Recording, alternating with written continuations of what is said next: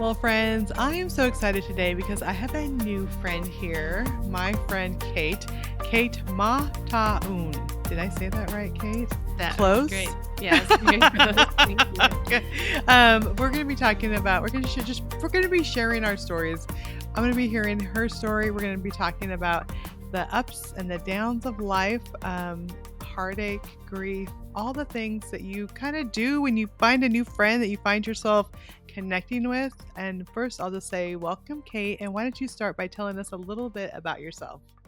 Thank you, Trisha. I appreciate the invitation. So happy to be here.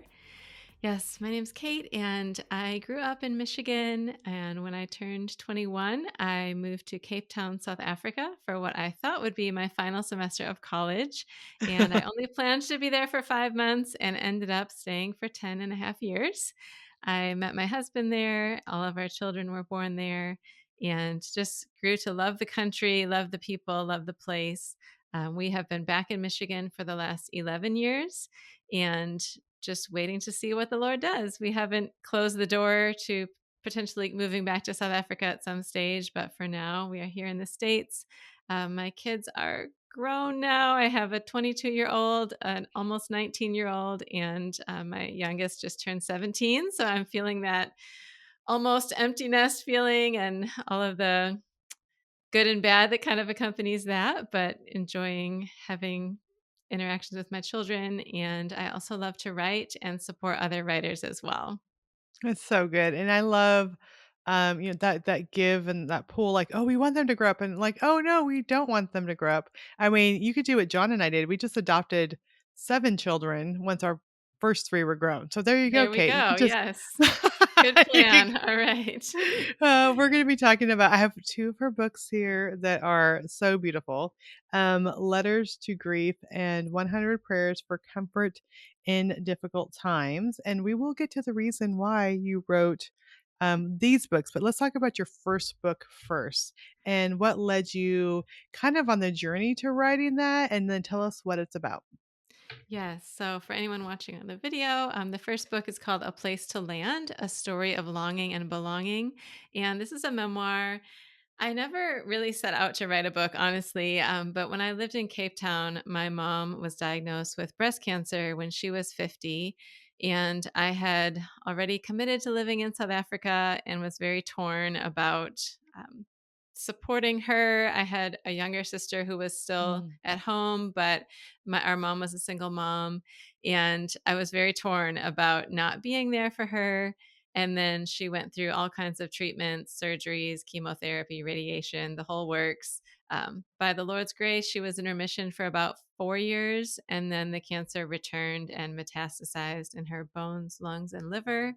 And then she was Mm. on chemo for another 4.5 years straight, just different strains of chemo, every one until that would stop working. And then she would try another one. And then when she was 59, she ran out of options to use.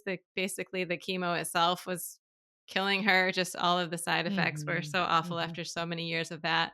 And she passed away at age 59 when I was still living in South Africa. And my mom was a believer. So there was definitely the hope of knowing that she was with the Lord and the hope of being able to see her again in eternity. But I was still very torn about, not being there for her and feeling as though was trying to make this home in what was a foreign country for me. And yet, whenever I would return to the States, I felt as if the people had moved on, the places had changed. I didn't quite fit in America either anymore because I had changed as well. And so that whole tension of asking myself, like, where is my home? And then after my mom passed away, I started to think a lot more about heaven and wanting to be in heaven, to see my mom as well. And then realizing, like, wait a second, why am I only really wanting to be in heaven now that I know my mom is there? Why did I not have that same passion and conviction and Mm. determination, desire purely because God is there?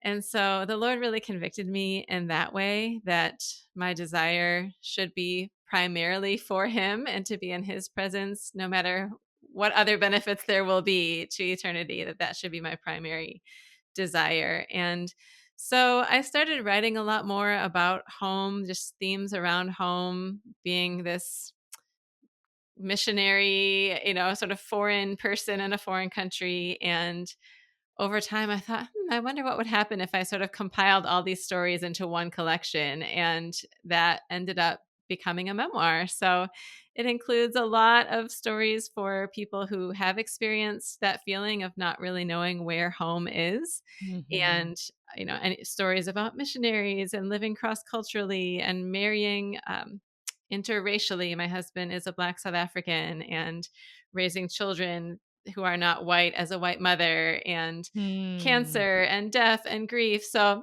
whole lot of themes wrapped up into one little book. But my hope is that people would read it and find encouragement in realizing ultimately that we're not supposed to find home here as believers, that our true home is with the Lord, and that there's a great hope in that for those who trust in Him. Yeah, and I think I love, that you just said, like, "Wait, I have these little bits of pieces, like, what do I do with this? Let's put them together in a book." But first of all, I think the fact that you were just writing things, I think writing is so important for all of us. I think even those that never have any intention of being published, it helps us to get our thoughts down, to process things, I have Absolutely. journals filled with scripture and little notes here, and they wouldn't make sense to anybody else. I also write books, but I think so many times when we're going through stuff, it's all up in our head, and when we get it down and we work at Yes. it, it really gets us something to look at, gets us something to process more. And so I'm curious the journey from going to writing these little bits of things to publishing. First of all, Mhm. publishing, and you mentioned you help writers, so let's talk about that too in here. And then we will get to your other books, I promise. But how did that journey go for you? Because I think it was like last thing I read, like 85% of people say they wanna write a book someday. Yes. They have this idea, but the idea of getting all your bits and pieces and thoughts, and some people have amazing stories, but getting it down. So I wanna hear your journey, and then we can tie that into what you do to help people with that too. Yes, thank you. Yeah, it was a taxing experience, I will say, and probably just to give people some realistic, perspective, that I would say from start to finish, from the time that I committed to writing a memoir until the time it was actually published, was about 4 years. Mhm. And that included, several back and forth rounds of editing, and obviously the writing itself and the waiting and all of that. But it's not like you just decide one day, I think I'll write this memoir, and then in 6 months it's in the world. It takes a Yeah. long time. Even if And you self-publish, that would be a very, yes, yeah, exactly. Yeah, it'd be very a quick fast thing. quick turnaround, yes. So, it's a lengthy process, and in this particular case of my memoir, it was just very emotionally taxing, and I think Mhm. for many people who have stories that, they're burning to share, it's often some type of trial that they went through that then they were able to overcome, and just going back into those trials can be more painful potentially and emotional than one might expect, especially if you're wanting to be authentic and genuine about it.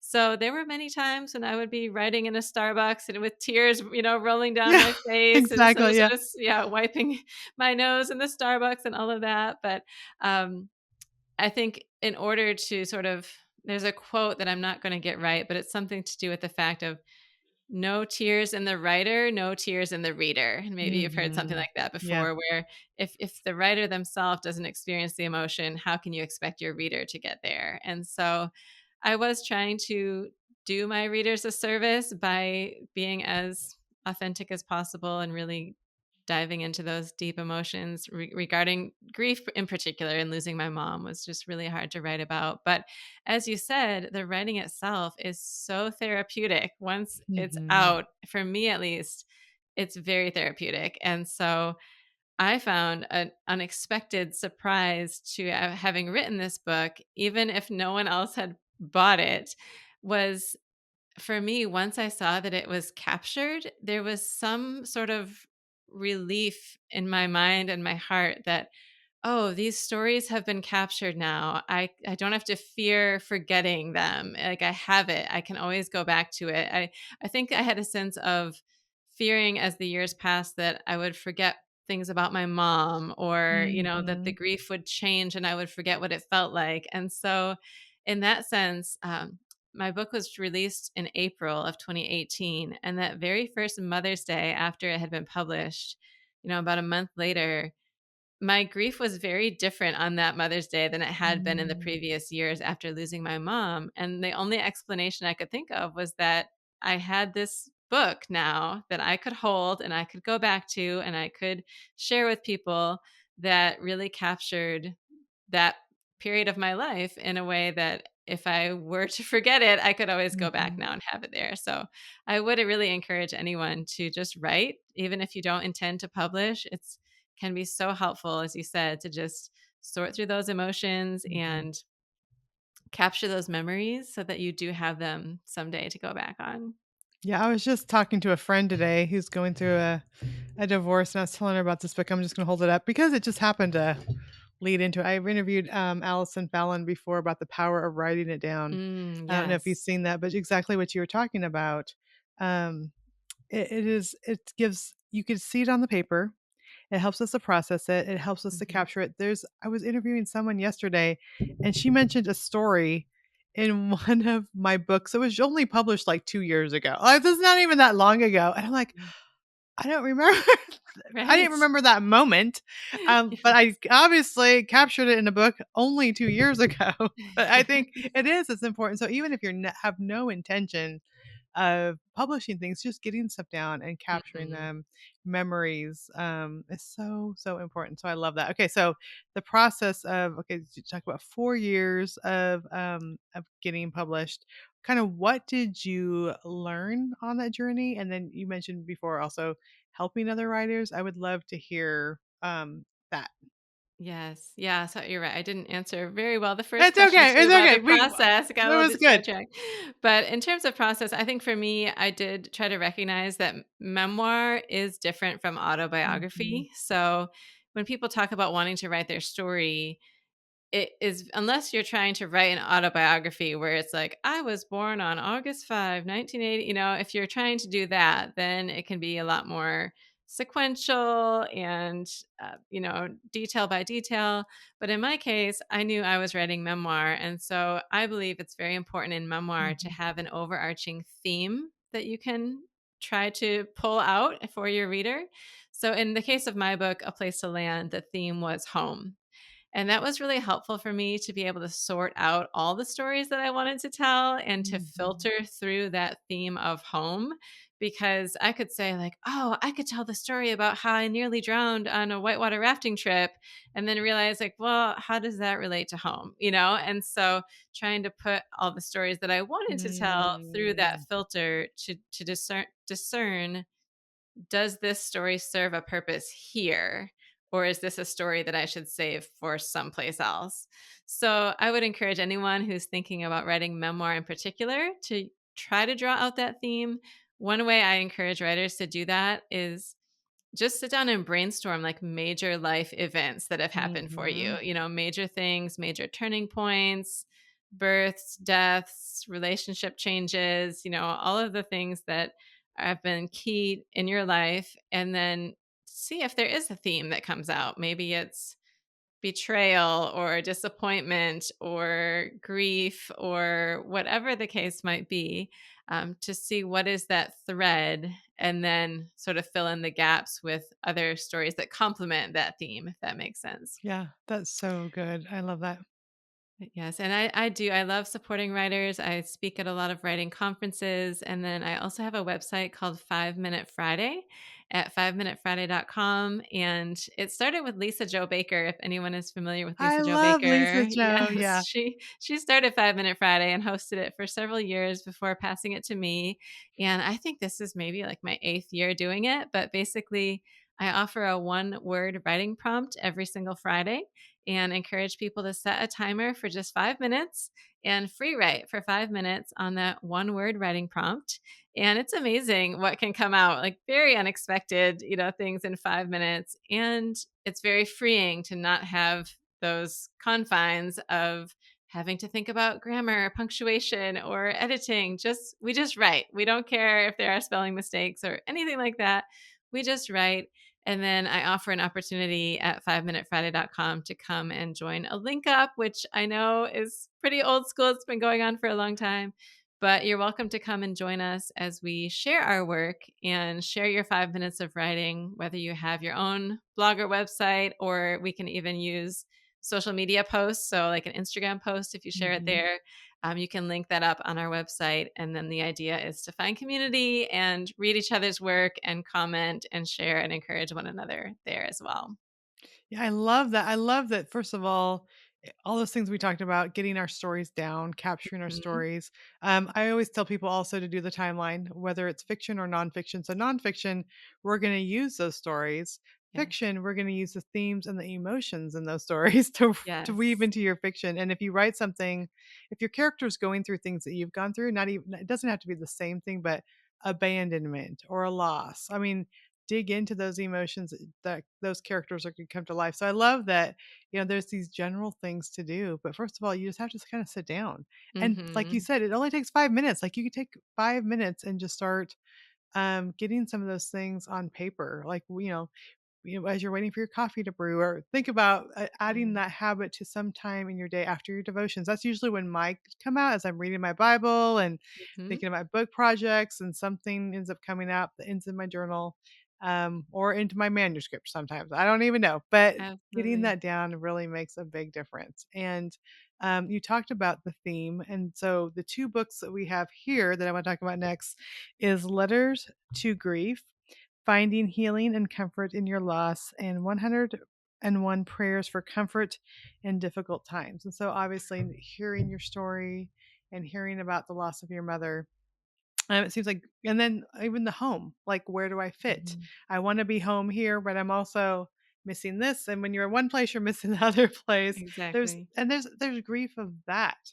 There's grief of divorce. There's grief of children growing and they don't need us as much. There's so many Mhm. levels of grief, but of course, loss and, sickness, illness, those sorts of things are the ones I think that we think of the most. But how did you come going from writing memoir to working on these, which they're so beautifully done? I mean, I just really love how they turn out. I love that these are great to give someone. In fact, I just have a friend I just saw on Facebook that her mom passed away today, and I'm gonna Mm. order that and get that one of these, or both, sent over to her. But where did you go from your journey of writing memoir and to leading to these books? Yes. So, Letters to Grief, the first letter actually started as a blog post in the midst of my own personal grief when I am a believer. I trust the Lord. I knew that the Lord had a purpose in what had happened in my life and in losing my mom. And so I didn't want to blame God. I wasn't angry with God, but I still had all of this emotion that I felt like I needed a place for it to go. And so one day, I don't even know how it came out, but I just started writing this letter to grief personified as if grief were Mhm. a person. And I sort of just took it out on grief and let grief have it in a sense. And it felt like just an escape that I could let out my true feelings of how I was Mhm. feeling, but still have an element of hope in believing that grief is not always going to be here, that one day, the Lord is going to return and there will be a new heavens and a new earth. And the Bible tells us that, there will be no more mourning or crying or dying or pain. And so recognizing that although it doesn't feel temporary now, that grief is temporary. And so in this book, as you mentioned, it's designed to be a gift book. Mhm. And I often say that the way that it's written, I really try to make it descriptive about grief rather than prescriptive. So this is not a how to grieve book, but rather most common comment I get from people who read it say, you gave me words to articulate what I'm feeling. And so Mm. it's really a way for people to just relate. I use a lot of metaphor. Every letter is a different type of metaphor. So when we talk about grief as the ocean or grief as a snowstorm, and how grief relates to each of those metaphors, and ultimately at the end of each letter, recognizing that again, there may be power to grief today, but one day grief is going to lose all of its power and we'll be able to rejoice in that. So, definitely acknowledging the pain of it, but I really wanted to be able to just have a resource that people can give. I know often, at least for me, whenever I know someone who has lost a loved one, I think, I don't know what to say. I don't know uh, what words are going to comfort you right now, but to be able to sort of just give them this little gift book along with a sympathy card and say, maybe now's not the time, but maybe there will be a time later that this could be helpful for you. It's just a resource that people can give or obviously use themselves as well if they're the person that has experienced the loss. Yeah, and I love it because we often don't know what to do, right? And like you Right. said, it might not be something they pick up for 6 months. Yes. It's okay.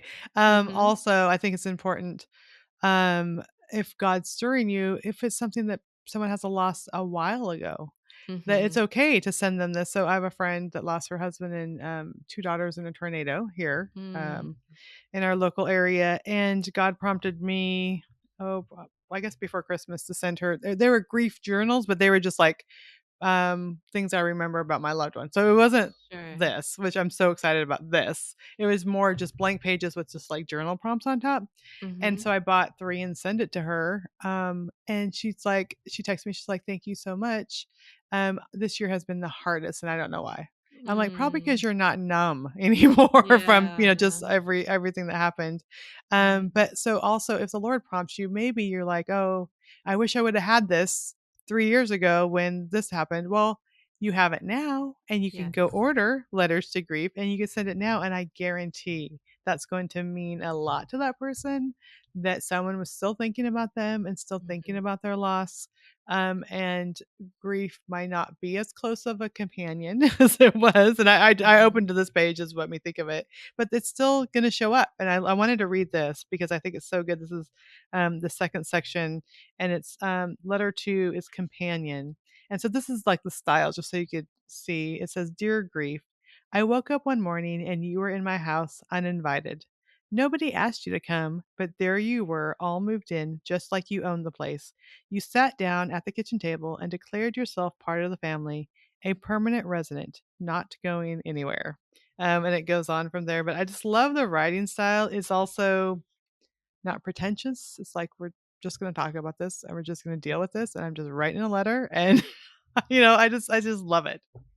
Well, thank you. Yeah, that was my hope. I mean, with my memoir, it's obviously a very personal, very detailed, exactly what happened. But with Letters to Grief, I intentionally did not share any of my specific story so that it could hopefully be more Mhm. relatable to people. So you won't read anything about my mom specifically in Letters to Grief, but it's just very general to the sense that my hope is that it could apply across the board. As you say, there's so many losses that people experience. And so, truly, yeah, as you mentioned, I really just hope that it would be a resource and a gift that people could give and benefit from no matter what they've experienced. Yeah, I mean, just thinking now, to just having conversations in the last week.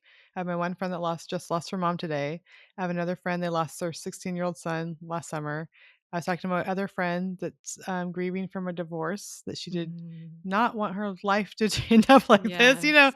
And it's like these are varied things, but they all bring grief. And Yep. so, yeah, but I just Absolutely. today I also talked to a friend whose adult daughter is just doing her own thing and is basically disown them. I mean, all of these Mm, areas are right. areas that is a grieving time, and we have people around us that are going through grieving times, which leads us to let's go to 101 prayers for comfort in difficult times. Yes. So this is same publisher. Again, another little gift book. It's very short, very bite size, and easy to digest. And these are little prayers. That every page at the top has a scripture verse, and then every prayer is based on that scripture. So some of them are more general, just general trials. Others you'll find prayers like healing from sickness, prayers for grief, prayers for when you're trying to resist revenge. I'm just trying to flip through, sorrow, comparison, different different trials that people face. But again, broad and general enough that the hope is that it would apply to many different people. And this book, it could be great for people who are grieving, but it can also be, again, just for anyone going through difficult times, which is most of us, right? At some Everybody, I point, like yes. every you're gonna go through something in your life, Mhm. and I think Yeah. it was a realization just as a parent too. It's like, "Oh, I raised my kids to love Jesus," not that they always will make that choice, but to love Jesus and to make good decisions, and I'm like, "Wait," then they get into life and other people don't make great decisions, Yeah. and other people inflict pain on them, and I'm like, "I wasn't planning on that." Like, that is Mhm. a big thing. Yeah, so there's difficult times. Everyone's gonna get, hit a difficult time or come upon a difficult time or walk through a difficult Yes. time sometime. But okay, so I just opened so the book I kept the bookmarker where it was when I got the book. Mhm. One side I just mentioned my friend who lost her husband and two daughters in a tornado, so that it's my safe hiding place. Mm. And so it talks the scripture here is Psalm 47, 1b. In the shadow of your wings, I will take refuge till the storms of destruction pass by.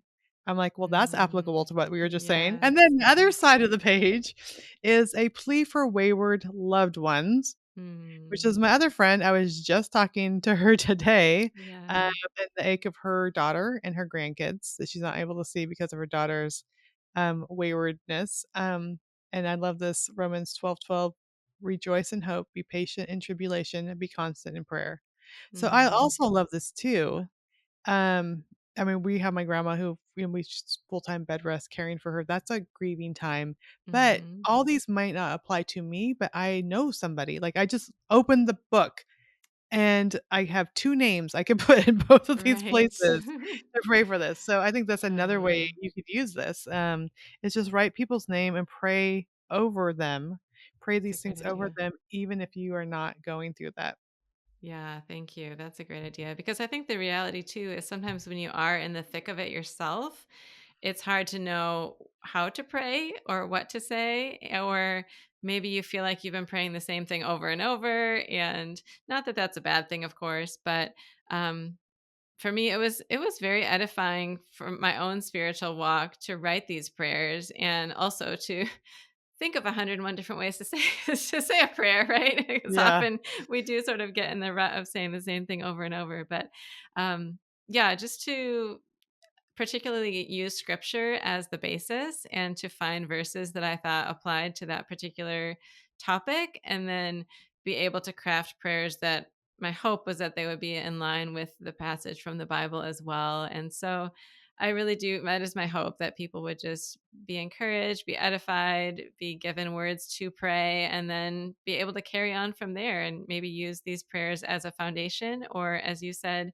to Mhm. pray over friends and to pray over other people. You can take a picture of the page that you just prayed for them and text it to them, Yeah.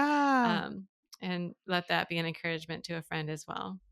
And I think, when people are grieving, especially, well, anytime, doesn't have to be fresh. I was gonna say, especially when it's fresh, but it doesn't have to be. Just that they know that you're thinking about them means a Yeah, lot. And I also absolutely. believe it's a time where you could send them a book like this. Maybe it's someone who's really maybe thinks, I don't know about this God thing, but it's a time where their hearts are more tender and maybe more open to Mhm. conversations where they Yes. hadn't been before. And so don't miss out on these opportunities. Sometimes we don't know what to say, and so you often don't say anything. Like, just going Yeah, like, "I'm thinking of you. I'm here." Don't say, "What do you need?" because they don't know what they need, and right. they will probably say nothing or "I'm fine," which they're Yeah. not. I was going through a very difficult time with one of our adopted kids, and I was laying in bed, curled up, comforter over my head, and I texted a friend and asked her to pray. And she's like, "Do you need me to come over?" I'm like, "No." And then like 15 Mm. minutes later, she like showed up and just walked through my bedroom door. I'm like, "I Aw. told you not to come." She goes, "I know." Yes. I know, it just meant so much. So, people just and she just listened. She just listened through the hard stuff Mhm. I was going through. And so, don't feel like you have to have the right words. Kate's already written a lot of the right words for you or the right things to pray. So there you go. Thanks, Trisha. Yeah, Yeah. Okay, then my hope is that it would, because of the design of these 2 books in particular, that they're very giftable, if I can use Mhm. that as a word. Yes. So, my hope is that people would just find them to be a great thing to be able to pass around, like you said, when you just don't know what to say or what to do. Yep, I love that. Okay, so Kate, thank you for being here. And where can people go to find more information about you and these resources? Thank you. So, my website is my first and last name, and then all of my books are listed at katemotaung.com/books. Okay, we're going to put that in the show notes, but maybe someone, um, why don't you spell it for us too? Because we're like, okay, how do you Absolutely. spell that last name? Yes. So it's Kate, Kate, and then motaung.com/books. Awesome. And so we'll definitely put that in the show notes. But Kate, thank you so much for being here. Thank you, Trisha.